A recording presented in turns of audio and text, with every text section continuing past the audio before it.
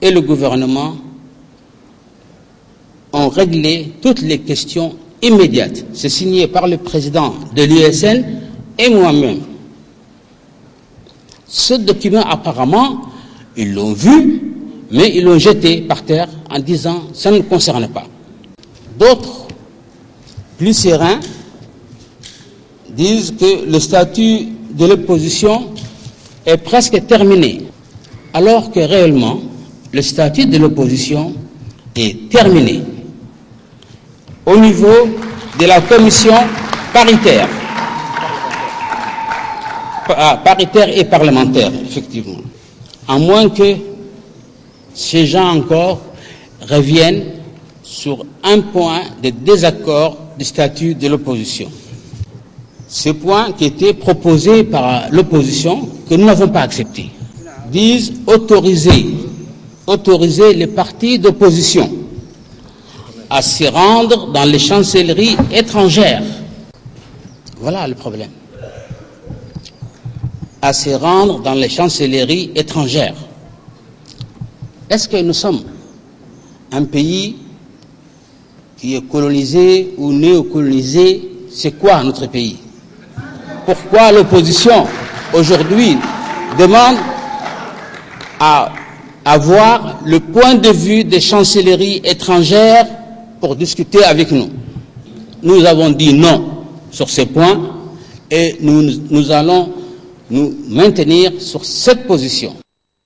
Également dans l'actualité, le ministre des Finances et de l'Économie, Ilyas Moussa Douale, a reçu ce matin une délégation de FMI en mission à Djibouti conduite par Mohamed Al-Quraishi. Le ministre des Finances et ses hôtes ont passé en revue la situation économique et financière du pays, la croissance, les réformes en cours, le plan de développement durable, la vision de 2035. Cette délégation va mener des consultations dans différents domaines avec les autorités nationales et les acteurs économiques du pays pendant 2 semaines. Le Fonds monétaire international FMI accompagne à Djibouti sur la bonne gouvernance, le développement du secteur privé ainsi que le plan de développement durable, la vision 2015. On prit part à cette réunion le secrétaire général du ministère de l'économie et des finances, Nuh Omar Miguel, directeur de finances extérieures, Ali Gadili et plusieurs autres responsables. En cette période où la contrefaçon et des produits périmés apparaissent parfois sur les marchés, il est d'un outil faisant à respecter les normes. Il s'agit du laboratoire d'analyse nationale des aliments LANA. Le LANA que nous vous présentons à cette occasion a plusieurs prérogatives comme l'analyse de denrées alimentaires, le contrôle sanitaire et l'appui technique, conseil et formation pour l'ensemble des professionnels de l'agroalimentaire entre autres.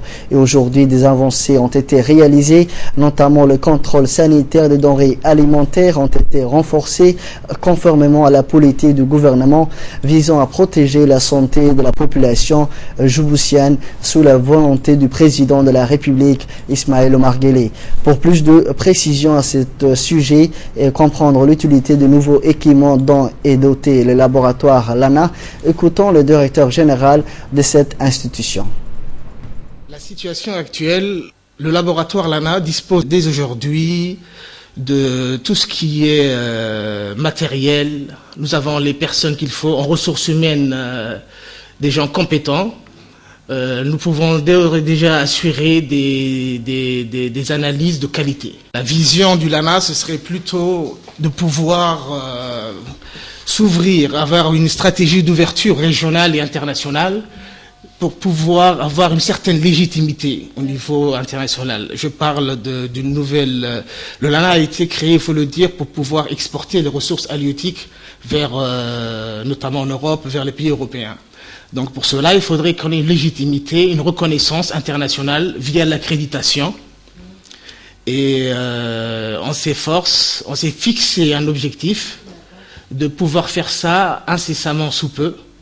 C'est pour ça qu'on a fait appel à des sociétés étrangères qui nous accompagnent et qui nous forment pour pouvoir être prêts et avoir l'accréditation 17025. On a étudié toutes les sociétés internationales qui pouvaient nous accompagner pour l'accréditation. Et il s'avère qu'on est tombé sur la société Calimed, une société dirigée par un Djiboutien depuis 6 ans en France, et qui travaille déjà avec des grands laboratoires comme le cabinet Alpi. Et on s'est approché de cette personne-là parce que c'est quelqu'un de la diaspora, et puis conformément à la volonté politique du président qui accueille les gens de la diaspora, nous avons voulu exploiter leur savoir-faire ici même, et puis demander à ces personnes-là la même chose qu'on pourrait demander au personnel de l'ANA. C'est-à-dire une volonté d'aider ces concitoyens et ces personnes-là, et de parfaire notre formation et notre qualité de travail. La brigade mobile a déjà été créée il y a quelques mois, et les gens de la direction de l'élevage exploitent les documents fournis par le laboratoire, c'est-à-dire les rapports d'essai que l'on fait des analyses. Et les experts, c'est eux qui définissent les actions correctives à réaliser.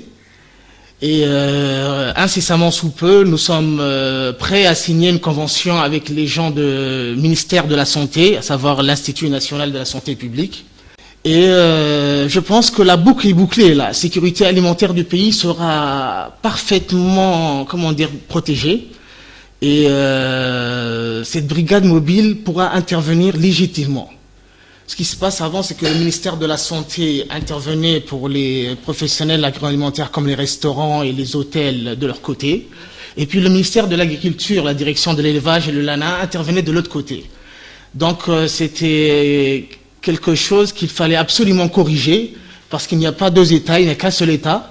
C'est pour ça que les trois directeurs des trois départements se sont réunis, on a signé des conventions ensemble pour pouvoir agir uniquement dans la brigade mobile ensemble.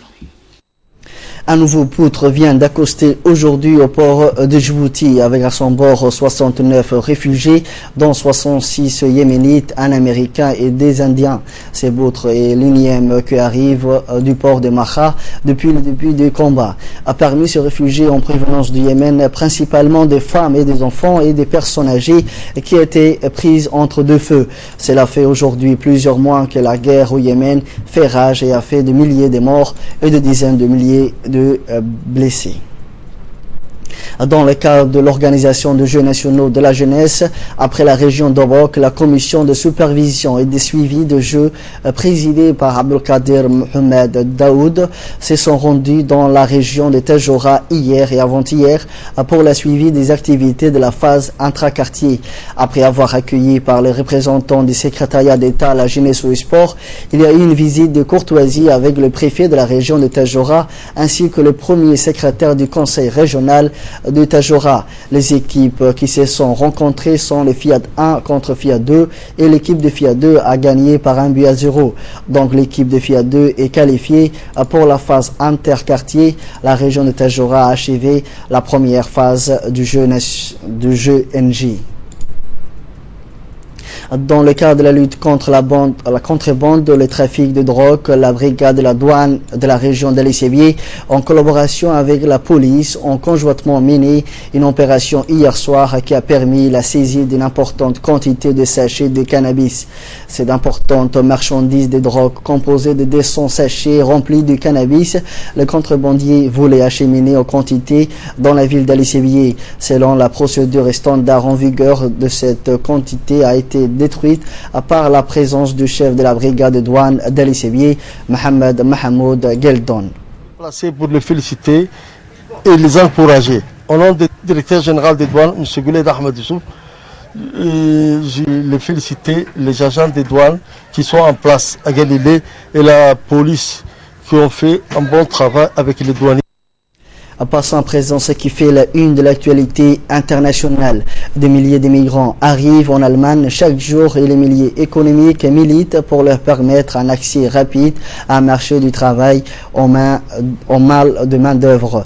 Mais la sphère politique suit seulement à petits pas. L'Allemagne est la première destination de milliers de Syriens, Afghans, Érythréens qui arrivent en Europe et l'objectif numéro 1 des Kosovars et Albanais qui quittent leur pays. La première économie européenne attend 800 000 nouveaux arrivants cette année.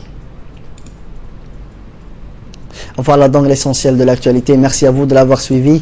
Restez avec nous, le programme continue.